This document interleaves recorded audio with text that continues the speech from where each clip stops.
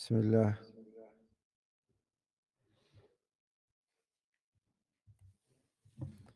إن الحمد لله نحمده ونستعينه ونستغفره ونعوذ بالله من شرور أنفسنا ومن سيئات أعمالنا.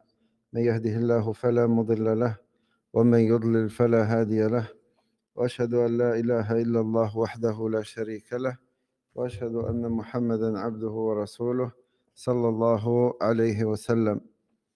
يا أيها الذين آمنوا اتقوا الله حق تقاته ولا تموتن إلا وأنتم مسلمون. يا أيها الناس اتقوا ربكم الذي خلقكم من نفس واحدة وخلق منها زوجها وبث منهما رجالا كثيرا ونساء، واتقوا الله الذي تساءلون به والأرحام إن الله كان عليكم رقيبا. يا أيها الذين آمنوا اتقوا الله وقولوا قولا سديدا يصلح لكم أعمالكم ويغفر لكم ذنوبكم، ومن يطع الله ورسوله فقد فاز فوزا عظيما. واعلموا أن أصدق الحديث كلام الله، وخير الهدي هدى محمد صلى الله عليه وسلم، وشر الأمور محدثاتها، وكل محدثة في دين الله بدعة، وكل بدعة ضلالة، وكل ضلالة في النار، أو كما قال رسول الله صلى الله عليه وسلم. اللهم اهدنا لأحسن الأخلاق لا يهدي لأحسنها إلا أنت، واصرف عنا سيئها لا يصرف عنا سيئها إلا أنت. اللهم أصلح لنا النية والذرية والأهل والعمل. اللهم إنا نعوذ بك أن نكون سببا في هداية الآخرين وعدم هدايتنا واقتدائنا بما نقول. اللهم لا تكلنا إلى أنفسنا طرفة عين أبدا. اللهم اهدنا واهد بنا ووفقنا لكل خير.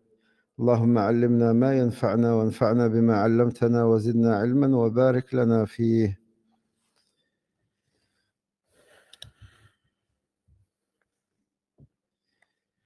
Donc la semaine dernière, on avait parlé de l'ascétisme. Vous vous rappelez? Zuhd. Hein?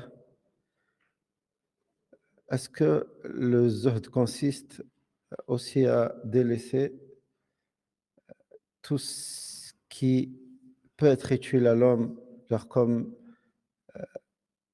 par exemple si aujourd'hui quelqu'un me dit moi je roule pas en voiture, je veux pas de voiture, je veux pas de ce bas monde, cela rentre dans le zuhd ou pas? Hein?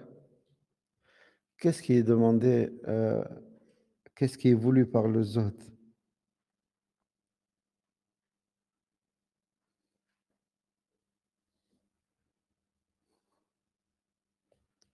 Qui peut ouais.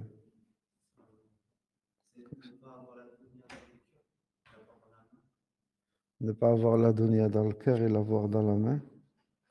Ah, ça, c'est la parole de l'imam Ahmed. Naam.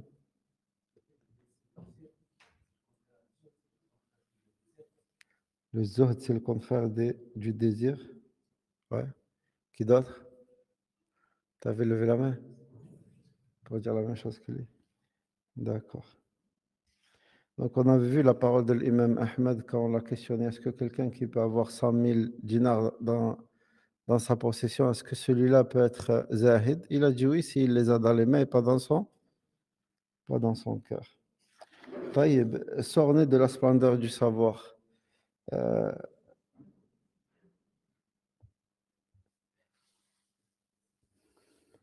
on avait vu que, comme a mentionné Ibn Sirin, rahimahullah, que les salaf, radiallahu anhum, apprenaient le bon comportement comme ils apprenaient quoi? Comme ils apprenaient la science. Alaykoum salam. Et le bon comportement fait partie de la science. Fait partie de la science.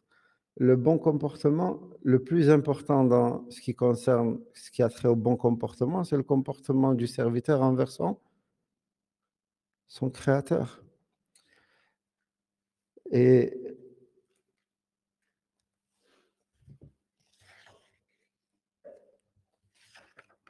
le prophète sallallahu alayhi wa sallam et Allah Azza wa Jal a donné beaucoup d'importance au comportement. Et il nous a enseigné comment nous comporter d'abord vis-à-vis d'Allah subhanahu wa ta'ala vis-à-vis de son messager sallallahu alayhi wa sallam, vis-à-vis de nos parents, nos enfants, nos épouses et même avec les bestiaux, n'est-ce pas? Oui. Et on avait parlé un peu aussi de al-muru'a, et choses qui peuvent toucher à la muru'a de la personne. Inch'Allah, on reverra ça ce soir. Donc, le cheikh a dit, rahimahullah, s'orner de la splendeur du savoir. S'orner de la splendeur du savoir, c'est-à-dire s'embellir de la quiétude qui suscite l'admiration, de la conduite pieuse, d'une tranquillité imperturbable, de la solennité, du recueillement, de l'humilité et de la rectitude de caractère extérieurement et intérieurement. Pour conclure, il convient d'abandonner tout ce qui annule cette magnificence. Donc, Ibn Sirin, rahimahullah, a dit, en parlant des salafs, ils apprenaient le bon comportement comme ils apprenaient la science.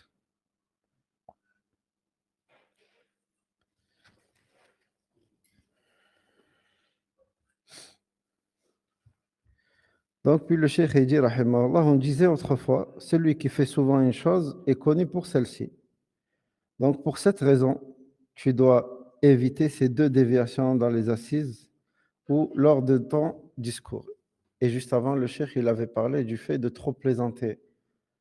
Encore surtout ceux qui se forcent à plaisanter dans leurs assises.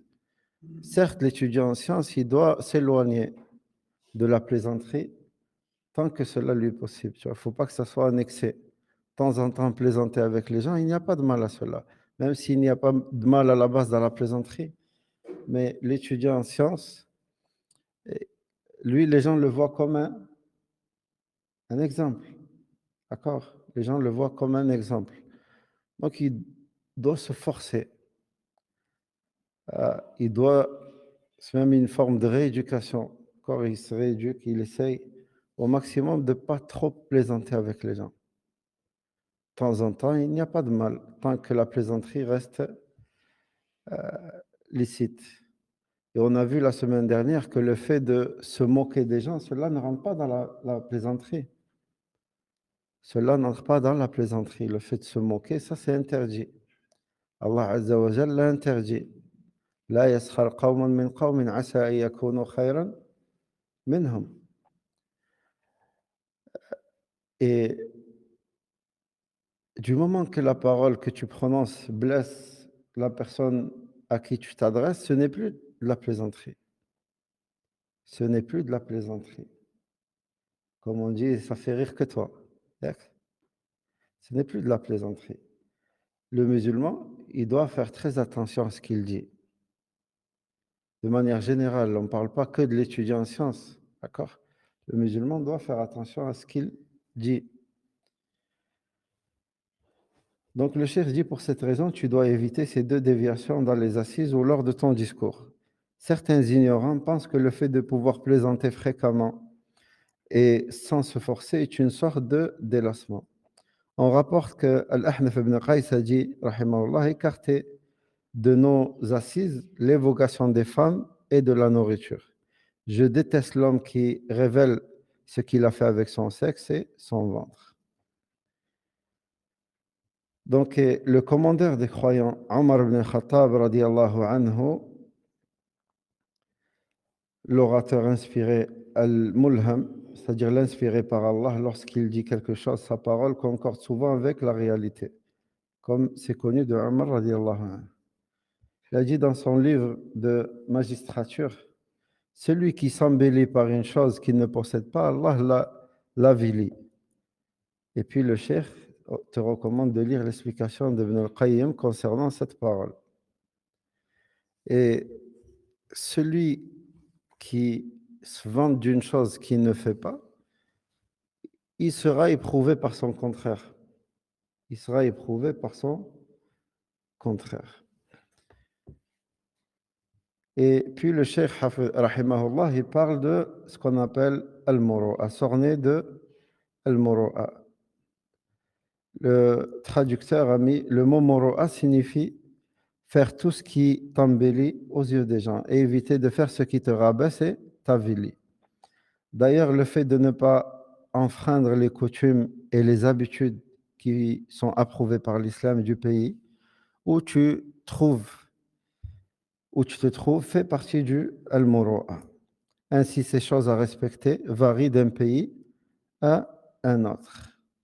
Dans certains pays, l'étudiant en sciences, il ne doit pas sortir sans couvrir sa tête, par exemple. Cela fait partie des min khawarim al-muru'a, des choses qui l'avilissent et qui font de lui qu'il a un mauvais comportement. Ou le fait de manger dehors, devant les gens, s'asseoir dans les cafés. Ça ne fait pas partie des comportements de l'étudiant en sciences. Euh, Après, ça, c'est comme a précisé ici le frère qui a traduit. Selon les époques, ces règles-là changent. D'accord? Selon les époques et les pays dans lesquels tu vis, ces, ces règles ou ces comportements peuvent changer. De nos jours, le fait de voir quelqu'un qui n'a pas la tête couverte, c'est pas quelque chose de. Mais l'étudiant en sciences, par contre, lui, non. L'étudiant en sciences, non, il doit couvrir sa tête. Soit avec une qulunsuwa, soit avec une rotra, mais il doit couvrir sa tête. Les salaf, radiallahu anhum, avant de venir dans les assises de sciences, ils prenaient leur douche, se parfumaient, mettaient leurs meilleurs habits. Pourquoi? Justement, l'importance de cette science. Tu vas t'asseoir, tu vas écouter la parole d'Allah et la parole de son prophète, sallallahu alayhi wa sallam. Et est-ce qu'il y a meilleur que le fait d'écouter la parole d'Allah et celle de son messager, sallallahu alayhi wa sallam? Bien sûr que non.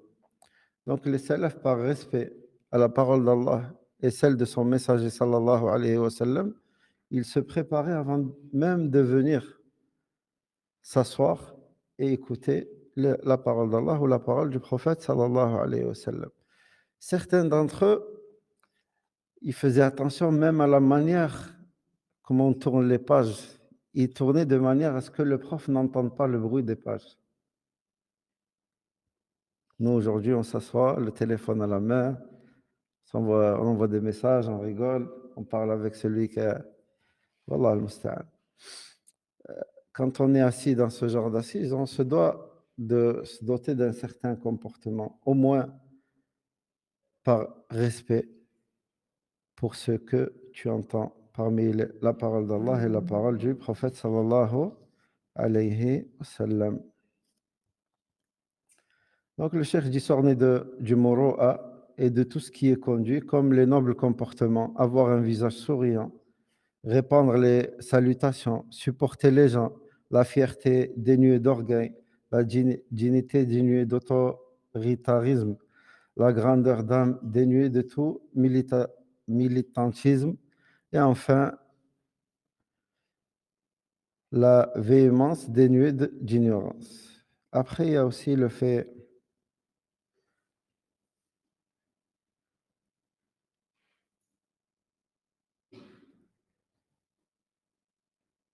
comment on s'assoit quand on est dans une assise de science. Ça, il me semble, on l'a déjà vu. Certains comportements à ne pas avoir quand on est assis dans une assise de science. Le fait de tendre les jambes devant le prof, le fait de s'appuyer au mur, n'est-ce pas? Ça, le fait de trop s'éloigner de celui qui donne le cours, par exemple. Il y en a plein, il y en a plein. Plein. Le fait de s'asseoir sur des chaises, le fait de plein de choses. Bien sûr, sauf pour celui qui a une excuse. Une personne qui est malade, qui a des mal au dos, mal aux jambes, il n'y a pas de mal à ce qu'elle s'appuie sur le mur ou qu'elle prenne une chaise. Mais une personne qui n'a pas besoin de cela, elle doit éviter de faire ce genre de choses.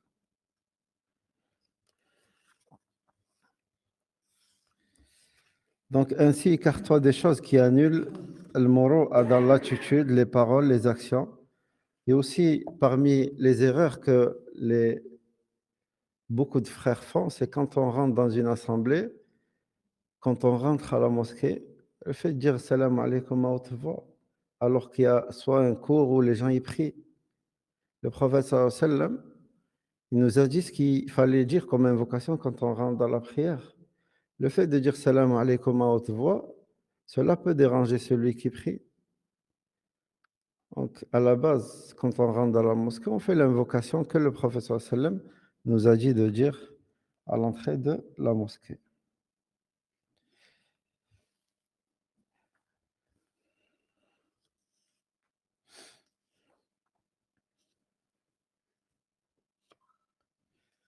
Et l'étudiant en sciences, il doit s'écarter et il doit s'éloigner de tout comportement qui l'avilit, comme l'orgueil, l'ostentation, le mépris des autres, fréquenter les lieux douteux. Comme tout à l'heure, par exemple, on a parlé des cafés. Café, ça reste quand même un lieu un peu douteux pour l'étudiant en sciences. Imaginez-vous, vous voyez un étudiant dans un bar ou dans, par exemple, je vois, parmi les lieux qui peuvent susciter le doute chez les gens, il y a quoi, Ismaël?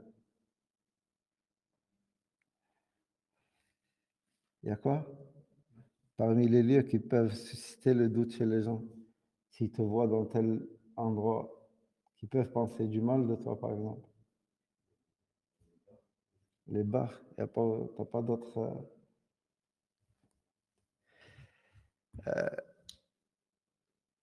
Et une fois, il m'est parvenu que certains parmi les groupes égarés que vous connaissez, hein, qui tournent un peu de partout, qui, les tablirs, par exemple, qu'ils vont devant les boîtes de nuit pour appeler les gens à l'islam, par exemple. Ça, c'est une forme de grande ignorance. Tu vas voir des gens qui sont peut-être bourrés, qui n'en ont que faire de ce que tu vas leur dire. Peut-être tu vas lui parler de religion, peut-être il va insulter Allah ou cette religion, parce qu'il n'est pas dans ce monde-là, lui. Donc, ça, c'est des choses dont l'étudiant, à la base, doit s'écarter. Mais ces gens-là, ce pas des étudiants, c'est pour ça qu'ils font ce genre de choses. Puis Pardon? Comment? Par exemple, manger dans les endroits où on vend de l'alcool, non, par exemple. L'étudiant en sciences, le musulman, de manière générale, quand on parle, ici le cheikh parle de l'étudiant en sciences, mais ces choses-là concernent tout musulman. D'accord? Car tout musulman est un étudiant en sciences. C'est soit tu cherches la science, soit tu cherches l'ignorance, l'un ou l'autre. يا إما أنك تبحث عن العلم أو أنك جاهل. ياك؟ واحد من الاثنين.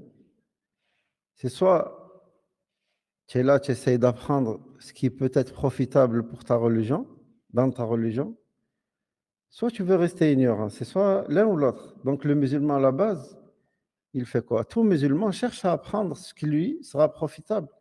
Tout musulman cherche à apprendre comment prier, comment sortir son aumône, comment jeûner, qu'est-ce qui annule son jeûne. Ça fait partie de l'apprentissage. D'accord?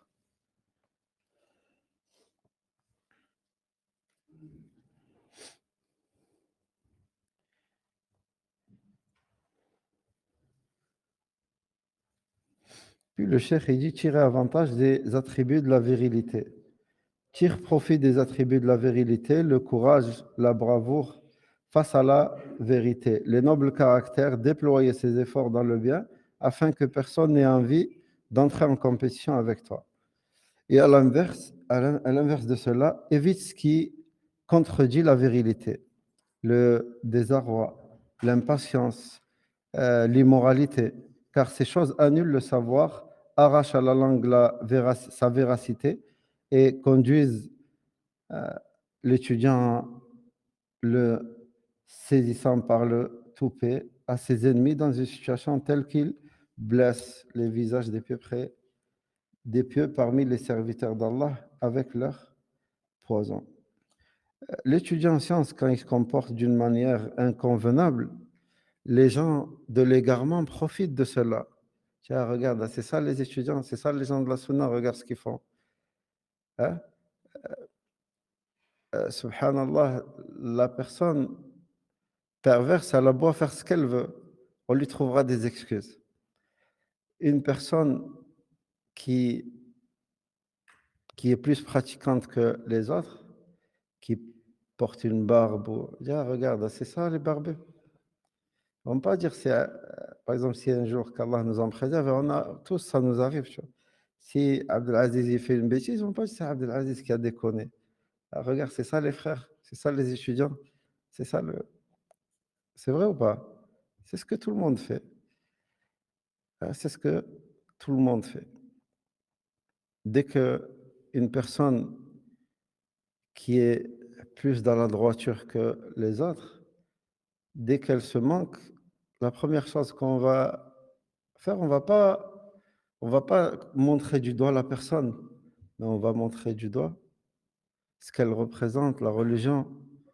Ah, c'est ça les barbus, c'est ça les gens de la Sunna, c'est ça les salafis. Ah, regarde le comportement, c'est comme ça qu'on doit se comporter. Donc, le musulman et l'étudiant en sciences encore plus, il doit faire très attention à cela. Car les gens de l'ignorance et les ennemis de l'islam profitent de ce genre de faiblesse, ces moments de faiblesse, pour justement toucher les personnes qui sont pieux par leur poison. Qu'Allah nous en préserve. Puis le cheikh parle du fait de délaisser l'opulence. Vous savez ce que c'est l'opulence? De vivre dans le luxe. Ça, on va lire. Le cheikh, il dit, ne fais pas d'excès dans le luxe et le confort, par la sobriété et fait partie de, car la sobriété fait partie de la croyance. Médite sur les recommandations du commandeur des croyants, Omar ibn al-Khattab, radiyallahu anhu, dans un de ses écrits célèbres, il dit, et prenez garde à l'opulence et ne ressemblez pas aux étrangers, c'est-à-dire aux non-arabes. Soyez robustes, endurcissez-vous. Fin de sa citation. Donc le cheikh dit, éloigne-toi donc de l'illusion du progrès, car elle adoucit le caractère, te rend paresseux et t'enchaîne aux choses vaines et illusoires. Puis les gens sérieux atteignent leur objectif, alors que toi, tu n'avances pas, puisque tu es préoccupé par l'élégance de tes habits. Est-ce que le fait de s'habiller de manière élégante, c'est interdit? Non, c'est pas interdit. Malgré le fait que cela soit permis, mais ce que l'étudiant en sciences doit délaisser, c'est l'excès, l'exagération dans ces choses-là. L'excès dans toute chose n'est pas bon, n'est pas recommandé dans l'islam. Ce qui est recommandé, c'est le juste milieu. Le juste milieu. Donc le cheikh dit, bien qu'il n'y ait rien d'interdit ou de détestable dans le style ou les couleurs de tes habits. Cependant, cela ne fait pas partie de la convenance. D'ailleurs, l'ornement extérieur comme les habits en dit long sur les penchants de l'individu. De même que cela devient un de ses traits distinctifs, les habits sont-ils autre chose qu'un moyen d'affirmer sa personnalité? Et par Allah, l'habit, il peut avoir un impact sur toi. Vous le savez ou pas? L'habit peut avoir un impact sur ton comportement.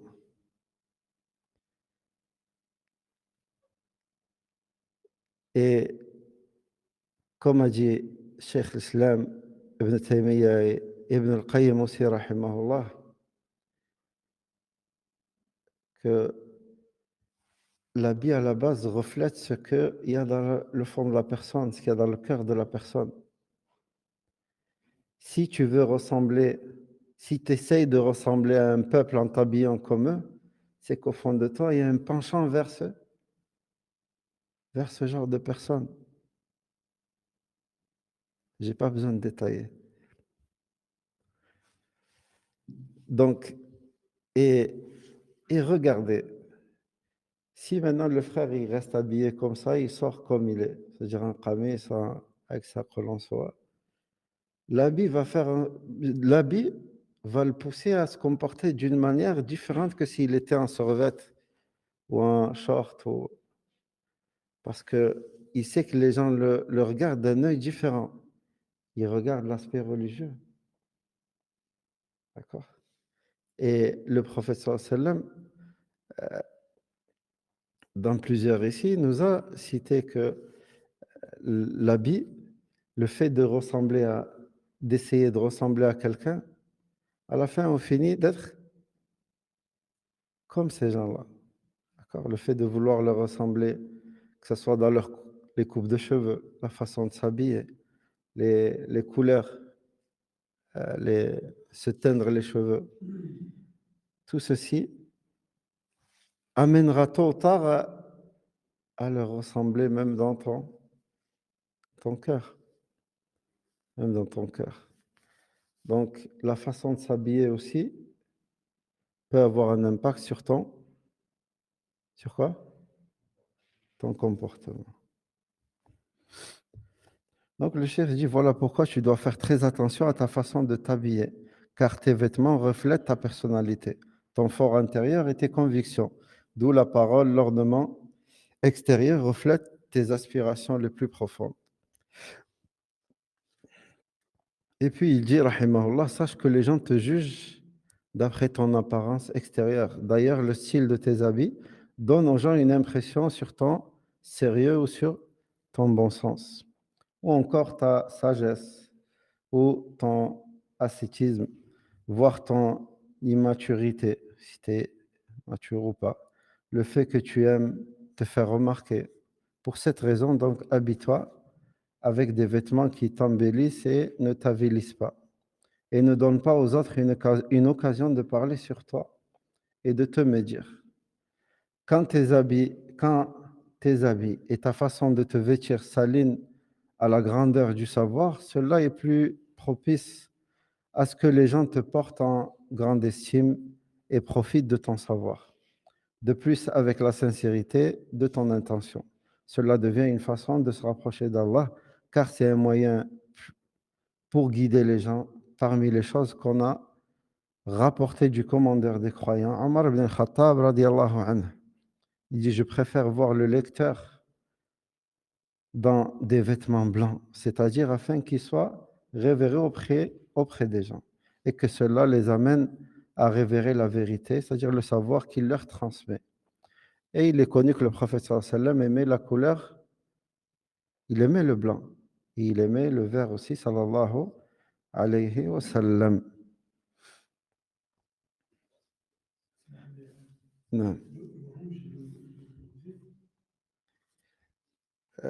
Le rouge, il est autorisé, mais c'est pas tous les rouges qui sont interdits pour l'homme. D'accord? C'est le rouge qui flash là. D'accord? Je sais pas comment. J'essaierai de trouver la couleur, je la mettrai dans le groupe, Inch'Allah. Mais le rouge, oui, tu peux porter du rouge, ça dépend lequel. Ça dépend lequel. Il ne faut pas qu'il soit très flash, limite brillant. Je ne sais pas si vous voyez de quoi je parle. Ouais. Donc, mais sinon, oui, le rouge, il est permis. Et le cheikh a dit, les gens, comme l'a dit Cheikh l'Islam de Taymiyyah, rahimahullah, sont comme la scène des pigeons. Ils sont enclins à se ressembler les uns aux autres. Fais donc très attention aux habits qui relèvent de l'enfantillage et ce qui concerne tes habits et ce qui concerne les habits des Européens. Le jugement de la religion sur le fait de les porter est bien connu. Il est important de remarquer que ce que j'ai cité plus haut ne veut pas dire que tu dois revêtir les vêtements affreux et peu attrayants. Néanmoins, la simplicité dans la tenue vestimentaire est légiférée. Tu t'embellis par la piété, le bon comportement. Maintenant, est-ce que le fait de dire qu'il y a des habits spécifiques au est-ce que le pantalon est spécifique aux non-musulmans, par exemple? Non, les musulmans aussi le portent, d'accord? Mais la façon comment le musulman le porte est différente de celle des non-musulmans. Le musulman, l'homme, il doit porter des habits larges qui ne montrent pas trop ses formes, pas des habits serrés, par exemple. Et puis le cheikh dit: «Recherche les preuves de tout cela dans les livres sur la sunna et dans les livres de Ar-Riqaq, les choses qui adoucissent les cœurs. En particulier dans le livre Al-Jami' Al-Jami' al-Khatib lil-Baghdadi». Donc et puis il dit: «Ne prends pas cette remarque à la légère, car les savants ont toujours averti contre cela dans les livres de Ar-Riqaq».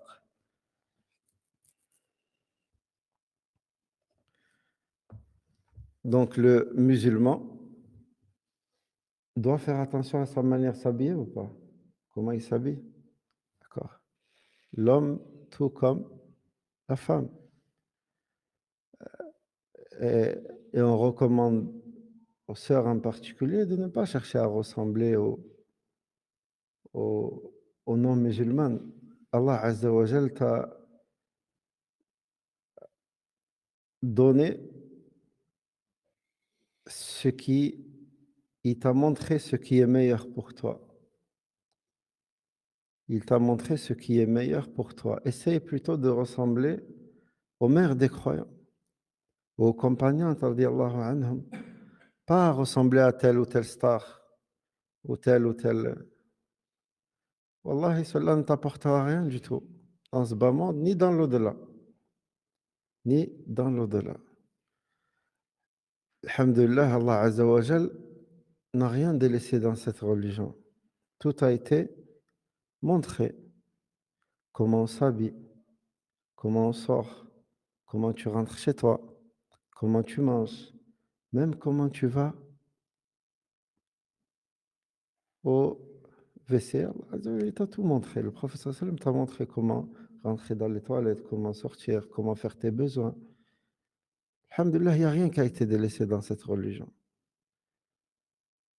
Pourquoi délaisser ce qui est meilleur pour quelque chose qui ne l'est moins? Wallah al-musta'an, qu'Allah nous guide.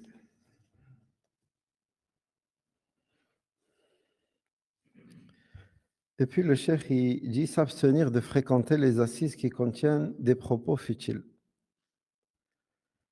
Ne mets pas les pieds dans les demeures de ceux qui s'adonnent aux choses répréhensibles et qui enfreignent les règles de la bienséance, tout en manifestant une indifférence totale.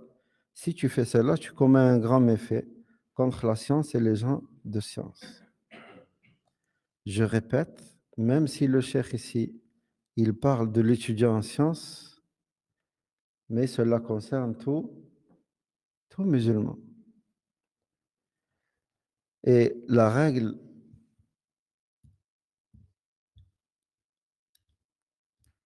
c'est que le musulman, quand il voit un munkar, quand il voit quelque chose de blâmable, il doit se taire. Hein? Se désavouer. Oui. Et comment? Réprimander, essayer de changer les choses. Comme le prophète sallallahu alayhi wa sallam nous a montré. Il essaye de changer les choses avec ses mains s'il fait partie des gens qui ont une autorité. Sinon avec sa langue. Sinon avec le cœur. Et la règle, elle dit, si tu ne peux pas changer quelque chose de blâmable, ben change-toi de cette chose. C'est-à-dire pars. يعني إذا كنت لا تستطيع أن تزيل المنكر فاذهب أنت. Si tu peux pas changer les choses, pars. Et ça, c'est ce qu'on appelle au moins détester ça avec ton cœur, et tu dois montrer aux gens que cela te déplaît. D'accord? Si je suis dans une assise, je sais pas, je suis invité à un mariage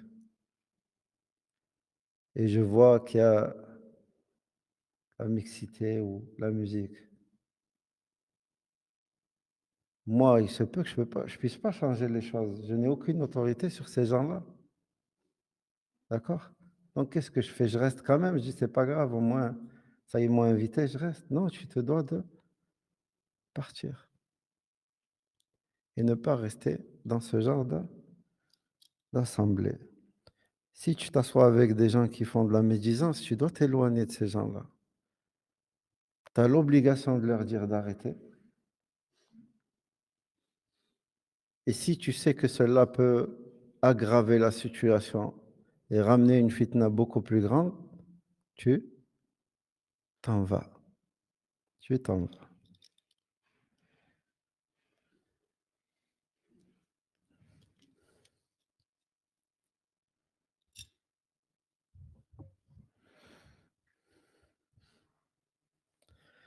Et puis le cheikh, il parle, 12e point ou chapitre, s'éloigner de l'agitation.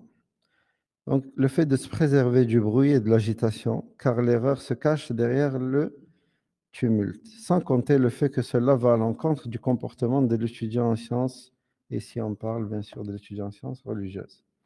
Parmi les choses agréables qui me viennent à l'esprit sur ce sujet, c'est que l'auteur de Al-Wasit fi Al-Udaba, Al-Shanqiti, a mentionné qu'on a rapporté de lui dans Al-Mu'jam. Un conflit se produisit entre deux tribus et une autre tribu vint s'interposer entre les deux en vue d'une réconciliation.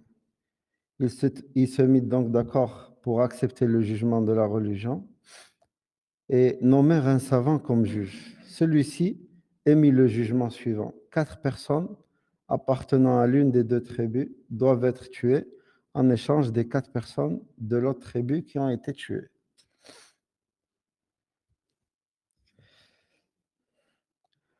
Le Cheikh Bab ibn Ahmed dit alors, il n'y a pas de châtiment sur le talion pour ce genre de choses. Le juge répondit cela.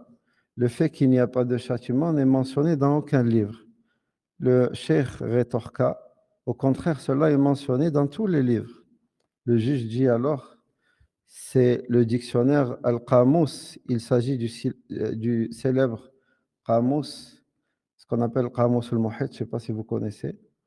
Le juge sous-entend que ce dictionnaire fait partie des livres et que le cheikh Bab ne trouva pas ce qu'il vient d'affirmer. Le cheikh prit le dictionnaire Al-Qamus et la première chose sur laquelle son regard tomba fut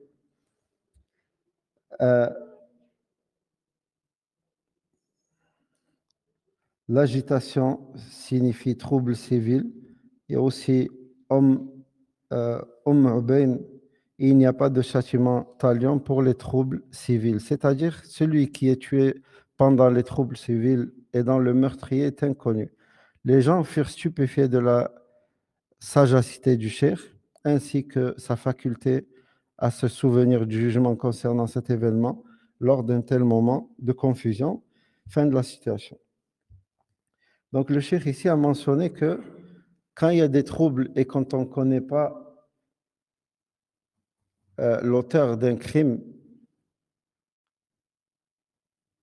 ce que l'autre il avait donné comme jugement, on prend, vu qu'ici il y a 4 personnes qui ont été tuées, on prend 4 personnes au hasard de cette tribu et on les tue. Et ce jugement, il est injuste. Et ici, le cheikh mentionne surtout le fait que ce cheikh-là s'est rappelé, juste de mémoire, que cette chose est mentionnée dans ce mu'jam, juste de mémoire.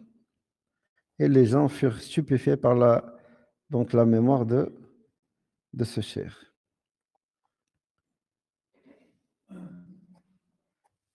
Et par la suite, le cheikh il parle de la douceur, le fait de s'orner de douceur. Aie constamment recours à la douceur dans la parole et évite la dureté dans tes propos, car les paroles douces conviennent mieux aux âmes récalcitrantes. Les preuves du livre et de la sunna concernant ce sujet sont très nombreuses. Et il me semble qu'on a évoqué cela plusieurs fois dans plusieurs livres, que ce soit les 40 Nawawi ou les fondements des gens de la sunna de l'imam Ahmed ou autres.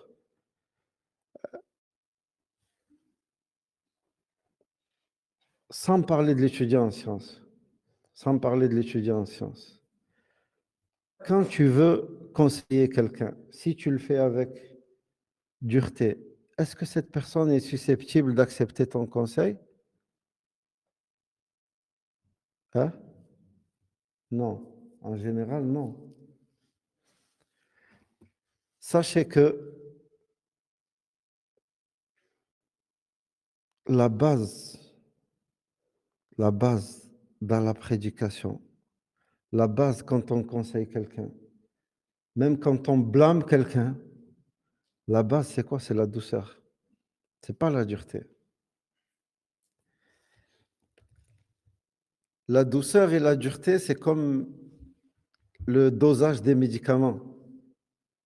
Il faut savoir doser, être sage. Il faut savoir être dur quand il faut être dur et être doux quand il faut l'être.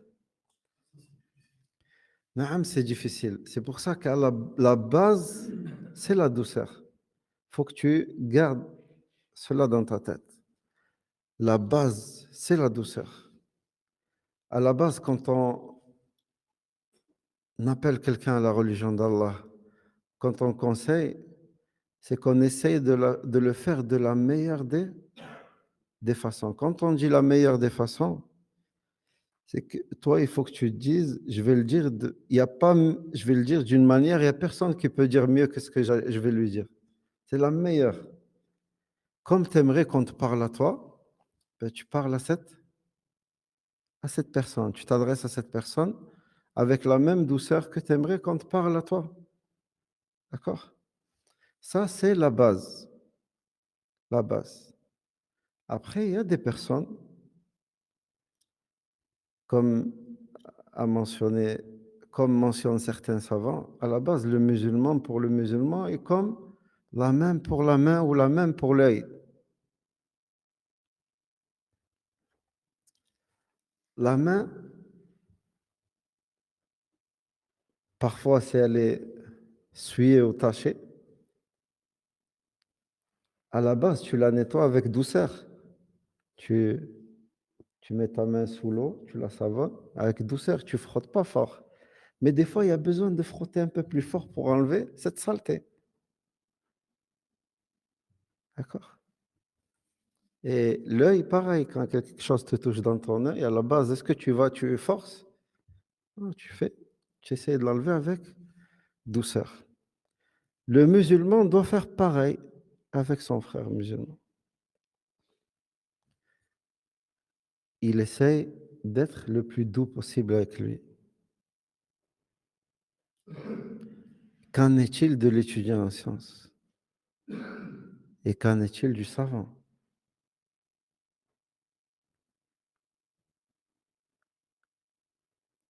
Donc, la base, c'est quoi?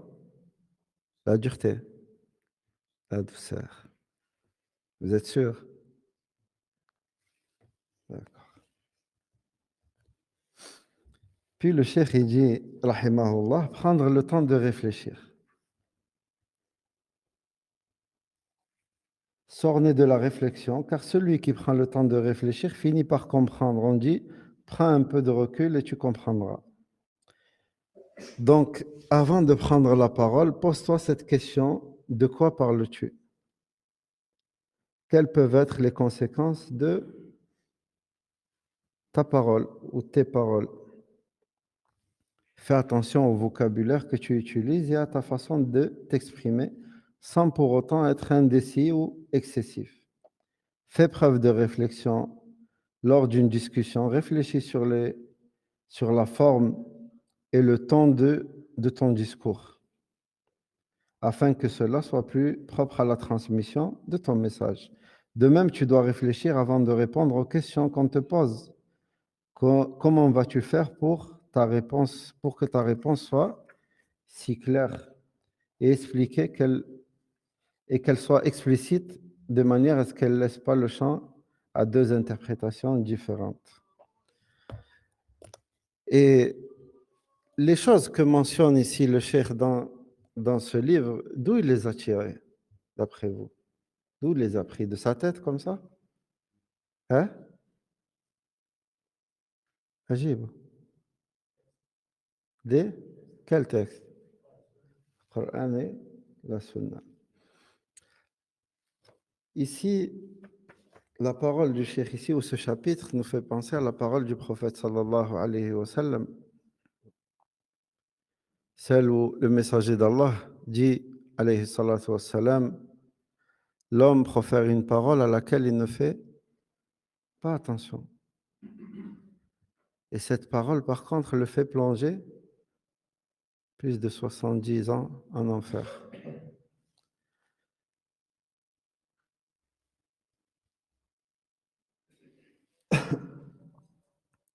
La base dans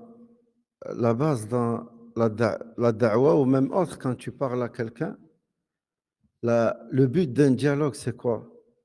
C'est qu'on soit compris les deux, ça. Sinon, c'est un dialogue de sourds. Hein? Donc, toi, quand tu t'exprimes, tu dois t'exprimer de manière à ne pas laisser la place au doute ou à la mauvaise interprétation. Tu dois être clair quand tu parles avec les gens. Et par Allah, là, elle est la différence entre les gens de la sunna et les gens de l'égarement. Les savants de la sunna, quand on écoute leurs cours, ils sont clairs. Ils sont très clairs et bien détaillés. Quand ils parlent de croyances, ils ne parlent pas de croyances de manière générale et ça y est. Non, mais ils détaillent. Ils rentrent même dans des détails très subtils pour ne pas laisser la place au doute chez la personne. Quand ils parlent concernant le fait de suivre la sunna du prophète sallallahu alayhi wa sallam, c'est pareil. Ils détaillent. Quand ils parlent de l'innovation, ils détaillent. Quand ils parlent de l'association, ils détaillent. Afin que les gens comprennent et que les choses soient claires. Quand ils parlent des noms et des attributs d'Allah, ils sont clairs à ce sujet ou tous les autres sujets. Surtout les sujets qui sont attrait à la croyance. Donc toi, avant de parler de quoi que ce soit avec les gens, que tu sois étudiant ou pas, il faut que tu parles de manière claire. Aujourd'hui, beaucoup de gens laissent la place au doute, même dans les actions de commerce et tout ça. Tu vois, à titre d'exemple, je